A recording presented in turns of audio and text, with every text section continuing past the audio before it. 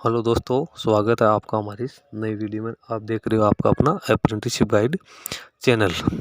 दोस्तों, आज के वीडियो में मैं एस्टेब्लिशमेंट और अप्रेंटिसेस के कुछ क्वेश्चंस का आंसर लेके आया हूँ। कुछ डाउट है जो क्लियर करना चाह रहा हूँ। मैंने कुछ वीडियो पहले भी बनाए हैं जो कि अप्रेंटिसेस और एस्टेब्लिशमेंट के सामने आने वाली समस्याओं से रिलेटेड बनाए हैं। ये कुछ क्वेश्चन है जो घूम फिर के बार बार एस्टेब्लिशमेंट और कैंडिडेट्स के सामने आ रहे हैं।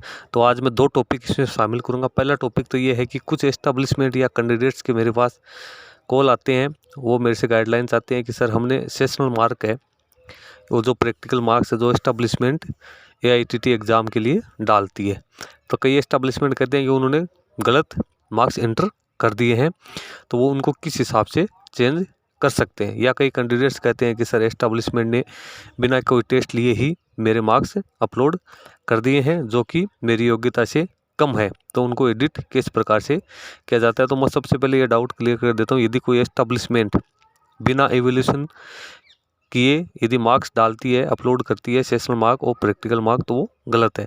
इसके लिए सबसे पहले कैंडिडेट्स का प्रैक्टिकल टेस्ट लेना ज़रूरी है। हर प्रैक्टिकल टेस्ट में जो भी उसके अंक प्राप्त होंगे वही उनके सेशनल मार्क और प्रैक्टिकल मार्क्स में एंटर करने। प्रैक्टिकल मार्क्स अभी 300 अंकों का होता है और जो सेशनल मार्क है वो 100 अंकों का होता है, जिसमें 60% मार्क्स कैंडिडेट को प्राप्त करने ज़रूरी है। जो भी कैंडिडेट 60% से कम प्राप्त करता है उसको फेल माना जाता है, जो ज़्यादा अंक अर्जित करता है उसको पास घोषित किया जाएगा। क्योंकि DGT ने एक नई स्कीम लागू कर दी है अप्रेंटिस में, जिसमें इनकी रिटर्न एग्ज़ाम नहीं होती है, मात्र जो एस्टेब्लिशमेंट जो प्रैक्टिकल मार्क्स एंटर करता है उसी के आधार पे इनका रिजल्ट डिक्लेयर किया जाता है।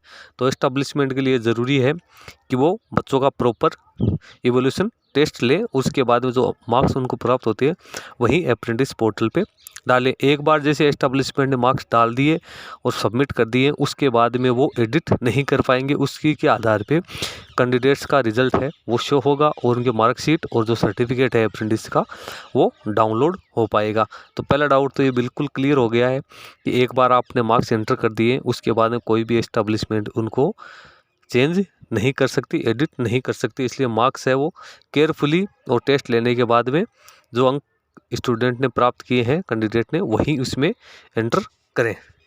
और दोस्तों, दूसरा डाउट है एस्टेब्लिशमेंट के जो सामने समस्या आती है स्टाइपेंड को लेकर के, अप्रेंटिस को कितना स्टाइपेंड का पेमेंट किया जाना है। तो इसके बारे में भी मैं इस वीडियो में आपको बताऊंगा। यदि आप हमारे चैनल पर नए हैं तो चैनल को सब्सक्राइब कर ले, ताकि इस प्रकार की महत्वपूर्ण जानकारी आपको समय पर मिलती रहे। क्वेश्चन है जो कि कई एस्टेब्लिशमेंट और अप्रेंटिसेस के मन में चलता है, और ये कई एस्टेब्लिशमेंट के सामने समस्या भी आ रही है। मेरे पास भी कई कमेंट आ रहे हैं कि जो अप्रेंटिसेस हैं उनको स्टाइपेंड किस दर से भुगतान किया जाना। हालांकि इस बारे में DGT द्वारा क्लियर आदेश किए हुए हैं स्टाइपेंड, फिर भी नॉलेज के अभाव में वो इस तरह की समस्या का सामना करना पड़ रहे हैं। तो दोस्तों, जैसे आप स्क्रीन पे देख पा रहे होंगे कि what is the minimum stipend to be paid to an apprentice.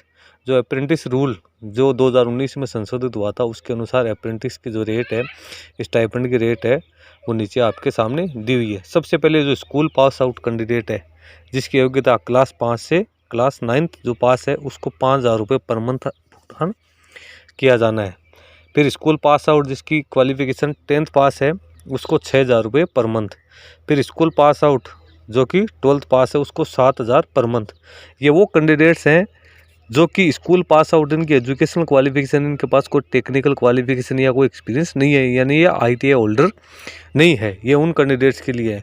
वो आगे है फिर 4 नंबर का दिया national and state certificate holder, यानी जिनके पास NCVT और SCVT का जो सर्टिफिकेट है, यानी जो ITI होल्डर्स है, तो उनको जो मिनिमम स्टाइपेंड है वो 7,000 रुपये पर मंथ रखा गया है। उसके बाद में टेक्नीशियन वोकेशनल अप्रेंटिस है या वोकेशनल सर्टिफिकेट होल्डर है या सैंडविच कोर्स जिसने कर रखा है उनको 7,000 रुपये पर मंथ भुगतान किया जाएगा। फिर टेक्नीशियन अप्रेंटिस और डिप्लोमा होल्डर है जिन्होंने किसी भी स्ट्रीम या सैंडविच कोर्स में डिप्लोमा जिन्होंने ले रखा है उनको 8,000 रुपये पर मंथ भुगतान किया जाएगा। इसके बाद में जो ग्रेजुएट अप्रेंटिस है और जो डिग्री होल्डर हैं उनको 9,000 रुपये पर मंथ की दर से भुगतान किया जाएगा। तो ये तो इनका पेमेंट के। अब नीचे जो कुछ इंपॉर्टेंट पॉइंट्स दिए हुए हैं वो आप देखना कि यदि किसी कैंडिडेट के पास स्किल सर्टिफिकेट है, स्किल सर्टिफिकेट होल्डर है तो उसको उसकी एजुकेशनल क्वालिफिकेशन के आधार पे स्टाइपेंड का भुगतान किया जाएगा कि वो 5वीं पास है, 10वीं पास है, 12वीं पास है, कौन सा जो एजुकेशनल क्वालिफिकेशन है उसके आधार पे उसका पेमेंट यहाँ पे किया जाएगा। उसके बाद में अगला पॉइंट है कि जो जिसको आप अप्रेंटिस ट्रेनिंग करवा रहे हो तो उसको तो दूसरी साल यानी जिसकी ट्रेनिंग अपन 2 या 3 साल के लिए किसी कैंडिडेट को आप रख रहे हो तो पहली साल में तो उसको जो ये निर्धारित है इस हिसाब से देना है। जो दूसरी साल का स्टाइपेंड है वो जो इसकी रेट एजुकेशनल क्वालिफिकेशन के आधार पे जो स्टाइपेंड अपन उसको पर मंथ भुगतान कर रहे हैं उसका 10% बढ़ाकर अपन को भुगतान करना है और जो तीसरी ईयर में उसको 15% बढ़ाकर भुगतान करना है।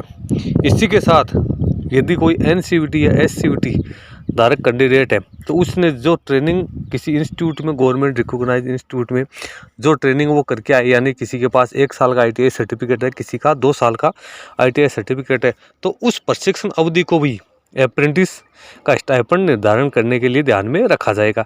यानी जो ट्रेनिंग वो करके आए हैं वो अप्रेंटिसशिप की ट्रेनिंग में काउंट होगी। जैसे कोई किसी कैंडिडेट ने 1 साल का ITI प्रमाण पत्र है तो उसको स्टाइपेंड का भुगतान वो दूसरे साल का किया जाएगा। यानी 7,000 में 10% की बढ़ोतरी अपन करेंगे तो उसको 7700 रुपये अपन को पेमेंट करना है। इसी प्रकार से कोई कैंडिडेट 2 साल का ITI सर्टिफिकेट होल्डर है तो उसको तीसरे साल का पेमेंट यहाँ पे किया जाएगा। यानी 7,000 का 15% 1,050 यानी उसको 8,050 रुपये अपन को पेमेंट करना है। यही दिक्कत लगभग ITI होल्डर्स के साथ आ रही है। कई एस्टेब्लिशमेंट उनको 7,000 दे रही है, कई 7700 दे रही है और कई उसको पेमेंट है वो ज़्यादा दे रहे हैं।